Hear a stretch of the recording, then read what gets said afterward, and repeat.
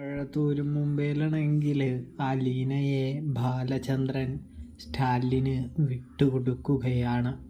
വളരെയധികം സങ്കടത്തോടെയും വേദനയോടുമാണ് സ്റ്റാലിന് അലീനയെ വിട്ടുകൊടുക്കുന്നത് എന്ന് കാണാൻ സാധിക്കുന്നുണ്ട്. ഇന്നത്തെ കഥയിൽ വൈജയന്തി തിരികെ തൻ്റെ വീടായ കടപ്പാട്ടൂർ വീട്ടിലേക്ക് യാത്ര എത്തിച്ചേരുകയാണ് എന്ന് കാണാനായിട്ട് സാധിക്കും.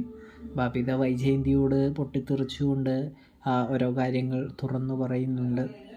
ഇവിടെ ബാലചന്ദ്രൻ അലീനയോടും തൻ്റെ മനസ്സിലുള്ളത് പറഞ്ഞു കൊടുക്കുന്നുണ്ട്.